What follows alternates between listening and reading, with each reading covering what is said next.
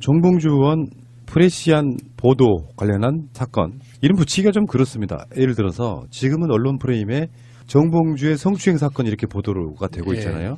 정봉주 의원의 오늘 기자회견에 의하면 성추행 한 적이 없으면 성추행 사건이 아니고 성추행 허위 의혹 보도 사건이 돼야 되는 거지. 정봉주 의원이 얘기한 것은 프레시안의 대국민 사기극을 벌였다라고 이야기를 하는 거고요. 정봉주 의원이 이것에 대해서 법적인 절차를 들어가겠다라고 했고, 프레시안의 보도 행태가 내가 여러 가지 이야기를 했는데도 불구하고 전혀 정정보도나 나의 의견이 실리지 않았다, 이 부분에 대해서 들어가는 거예요. 공정하지 않은 언론 보도를 했다. 이거는 어느 한쪽으로 너무 치우쳤다라는 부분에 대해서 법적 절차를 들어가겠다는 겁니다. 기자회견 전체를 봤거든요. 이야기 핵심은 일단 프레시안 보도는 오염됐다라고 생각합니다. 사건의 사실 여부를 떠나가지고 언론이 예를 들어 안희정 충남도지사의 엄청난 사건이 터지고 났을 때 거기에 분위기상 편승하려는 느낌이 좀 보였어요. 뭐냐면은 어떤 특종 욕심? 이런 것들이 공개한 카톡도 보면 그런 거예요. 성추행한 건 맞죠? 당황하는 상대방한테 거의 시간을 주지 않고, 그러니까 황당한 정봉주 의원이 그 부분에 대해서 일고의 가치도 없다는 식으로 이렇게 일축을 하니까 그럼 보도하겠습니다. 그게 바로 서울시장 출마 날인데, 보도가 오염됐다는 말은 뭐냐면 일보가 나왔을 때 거기에는 온갖 수많은 팩트 체크가 있어야 돼요. 시간이 바뀐다거나 장소가 바뀐다거나 이게 바뀌잖아요. 이러는 순간에 사실은 그 보도 자체가 어쩌면 송구할 수도 있는 미투 운동을 오염시켜버리는 보도가 돼버리는 거거든요. 근데 성추행 당했다고 하는 어떤 당사자분이 말한 날짜와 시간이 수사로 말하면 알리바이가 지금 있는 상태가 돼버리는, 정봉주 의원 입장에서는 나 거기 간 적 없다, 그 시간에 물리적으로 갈 수가 없다라는 것을 증빙하는 상황이 돼버리면 사건을 보는 사람들 입장에서 이건 뭐지가 되는 거거든요. 주말 동안 정봉주 의원 이 사건과 트럼프가 김정은 위원장의 제안을 받아들인 이 두 가지 뉴스를 가지고 정말 너무 기쁜 마음과 이 복잡한 마음이 이렇게 막 짬뽕이 돼가지고 똥마려운 강아지 마냥 어디 앉아있질 못하고 막 종종거리면서 다녔는데, 이걸 어떻게 표현해야 될까를 고민한 끝에 찾아낸 표현이 이거예요. 미투라는 제목을 걷어내고 보자는 거죠. 그러니까 이게 프레시안이 미투라는 그 간판을 앞세워서 남자, 여자, 피해자라고 주장하는 진술, 이 세 가지만 가지고 미투라는 간판으로 섞여 들어온 게 아닌가 하는 그런 의혹을 지울 수가 없었어요. 이윤택 감독 같은 경우 범죄예요. 맞아요. 그거는 분명히 가해자가 있는 거고 피해자가 있는 거 맞아요. 그런데 정봉주 의원 같은 경우는 이게 정봉주 의원이 그런 사실이 없다고 주장하셨지만, 기본적으로 만약에 그런 실수가 있었다고 하더라도 이해관계가 없는 관계잖아요. 권력 위계 관계가 아니에요. 그냥 그 여성분의 진술을 100% 수용한다고 하더라도 뭐 이윤택 감독, 조민기 씨 이런 케이스하고는 차원을 달리하는 거거든요. 그 상황 자체가 달라요. 그게 정봉주 씨하고의 관계를 끊는다고 해서 자기가 경제적으로 사회적으로 피해를 입는 그런 위계 관계가 아니란 말이에요. 그러니까 미투는 기본적으로 자주 이야기를 했지만 권력 관계가 핵심인 거예요. 그래, 그 권력이라는 게 남성 중심적 권력 서열이 이 세계에 너무 뿌리 깊이 박혀 있기 때문에 여성들이 피해를 당했을 때 그 피해에서 벗어나기 힘들다는 거거든요. 그런데 정봉주 의원에 대해서 주장하는 이 여성분은 그게 아니에요. 그런 관계가 아니라는 거죠. 권력 관계가 아니라는 거죠. 그런데 미투 운동의 스토리에서 공통적으로 등장하는 요소들만 가지고 와서 남성, 여성, 여성의 피해 진술 딱 세 가지만 딱 가지고 와서 나도 미투야 하고 딱 해버리니까 사람들은 기본적으로 이게 미투 운동의 하나라고 받아들여 버리는 거죠. 저는 그게 아니라고, 이렇게 정말 이게 미투인 건가? 우리가 그러면 미투에 대해서 고민하고 지지했던 그 미투의 본질이 어떤 거지라는 고민에서부터 다시 의심이 들더라고요. 이 상황 자체가. 정봉준도 이야기를 했지만 어느 날 갑자기 은둔에 있다가 나 서울시장 나가려고 나온 게 아니잖아요.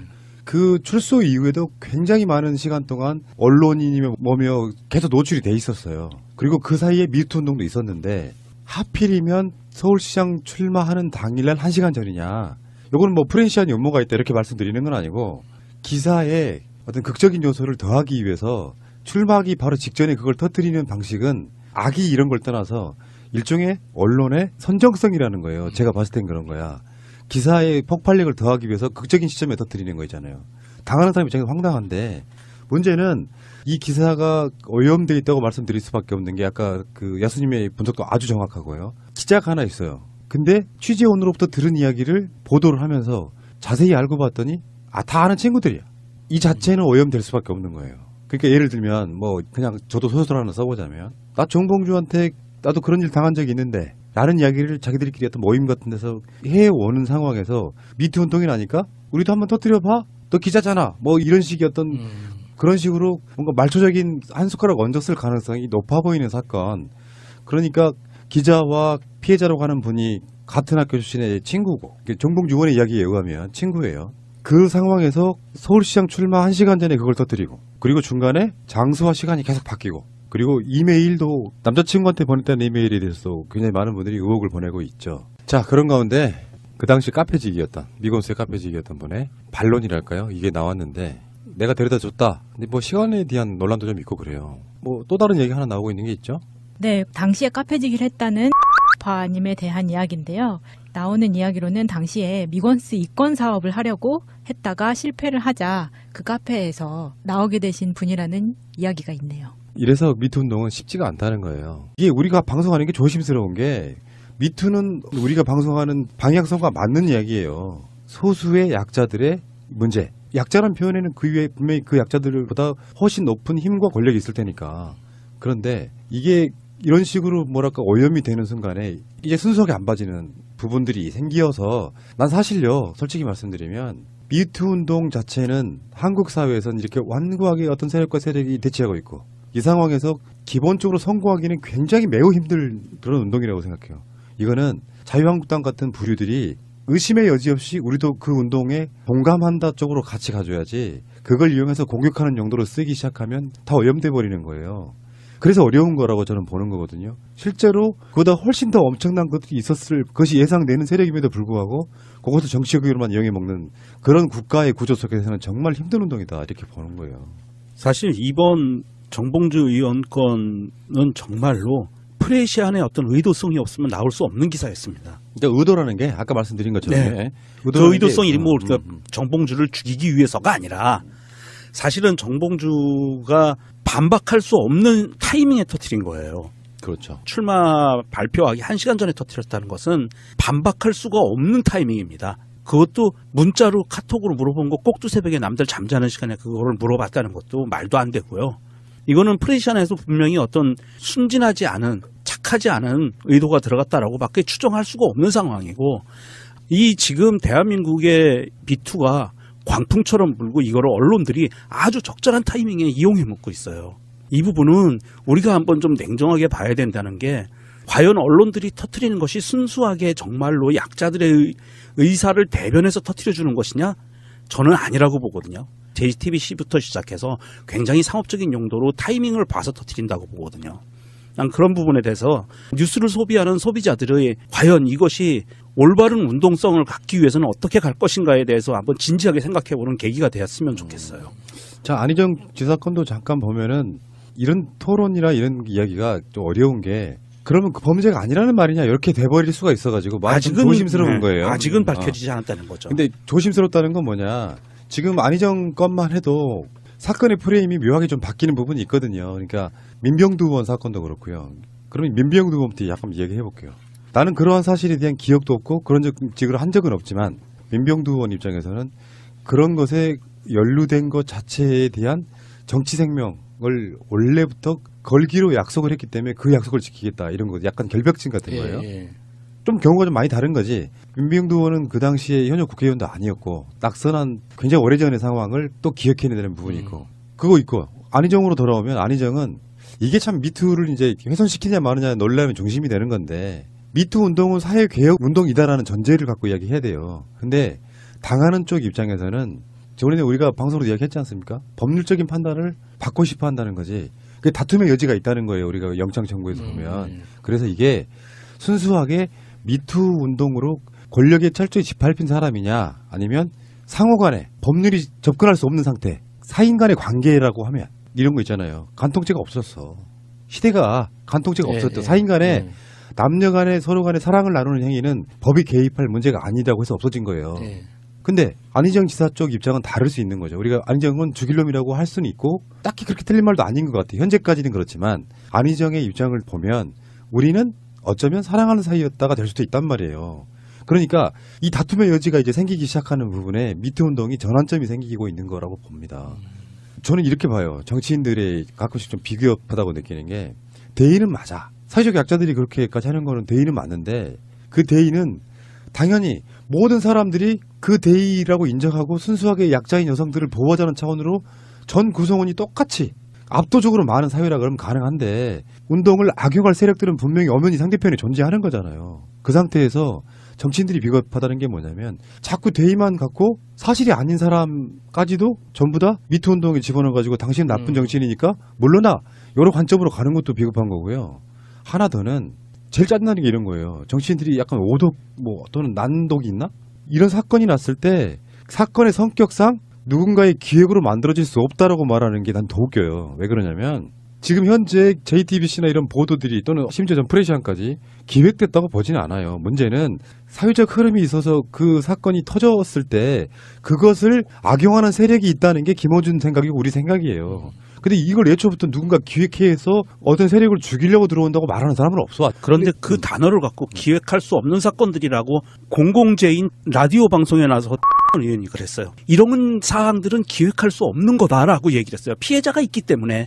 그러면 민병두건 누구건 다 나쁜 사람이라고 인정하라는 얘기예요. 그건 정말 잘못됐고 이 사안이 정말로 법적인 테두리로 가서 밝혀져야 될 것 같다라고 얘기하면서 자, 법적인 테두리로 가면은요, 피해자와 가해자가 판별이 되는 거거든요.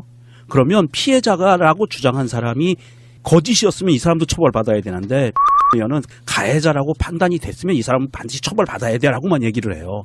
너무 이 사람도 오버를 하고 있어요.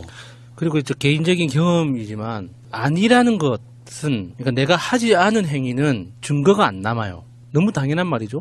그렇지. 그런데 이거를 증명하라고 요구하는 거예요. 그러니까 민병두 의원 케이스도 그렇고 아닌 걸 증명해봐. 정봉주 의원 케이스도 그렇고 그렇죠. 네가 그러면 아니라면 아니라는 걸 증명해라는 거거든요. 근데 내가 한 행위는 예를 들어서 똥을 싸면 똥 닦은 휴지가 남아요. 그렇죠. 우리가 어떤 행위를 하면은 행위는 흔적이 남는단 말이에요. 그걸 우리 증거라고 부르는 거예요. 그런데 하지 않은 행위에 대해서 어떻게 증명을 하냐고. 그러니까 지금 정봉주 의원 같은 경우는 저는 억울할 거라고 생각하는데 왜 바로 반박하지 않았냐 그러거든요. 7년, 8년 전에 일어났던 일을 야, 7년 전에 12월 23일 날 어디 있었어 물어보면 대답할 수 있는 사람이 없어요. 지구상에 그런 인간은 존재하지 않아요. 그러면 그게 법적으로 중요한 일이면 찾아봐야 되거든요. 기록을 뒤져봐야 돼요.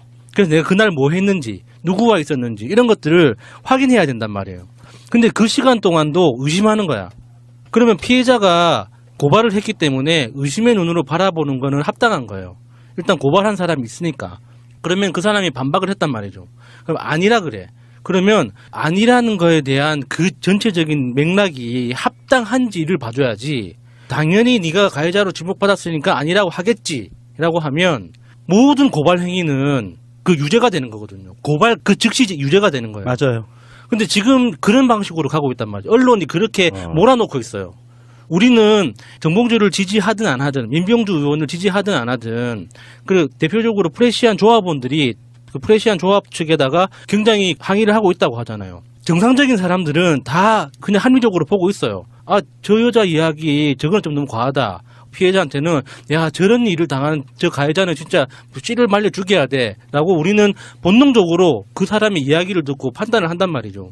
근데 언론이 너무나 불공정한 프레임을 딱 가지고 자기들이 딱 때려서 내 간판이 빛나 보일 만한 사람은 그냥 프레임을 짜놓고 그냥 때려버리는 거예요. 유죄 프레임으로. 이번에 프레시안 같은 경우도 너무 실망을 좀 크거든요. 이거는 대수께서 한번 걸렀어야 돼요.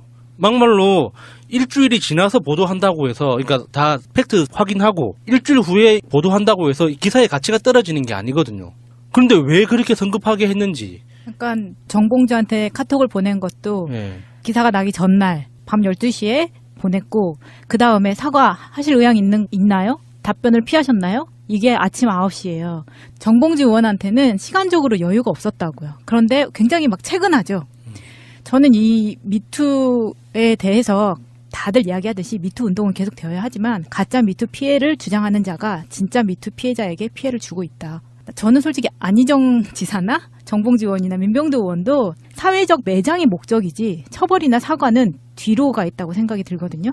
그렇기 때문에 공격 용도로 어렵게 일궈낸 성평등 이 운동을 더 이상 발전하지 못하게 하는 게 스스로 만들고 있지 않나. 그러니까 한국만 그런 게 아니고요. 전 세계적인 미투 운동도 이런 식의 계속 노이즈가 끼어드는 부분이 있어서 진짜냐 가짜냐를 우리 같은 사람이 어떻게 구분하냐고요. 그러면 그 구분에 있어서는 언론이 역할을 해줘야 되는데, 그래서 제가 왜 그 안희정 지사 사건 처음 나왔을 때 황색 저널리즘이라고 한 이유가 있어요. 이 보도로 진실이건 사실이건 아니건 간에 가해자로 지목된 사람은 정치 생명 끝나는 상황이에요.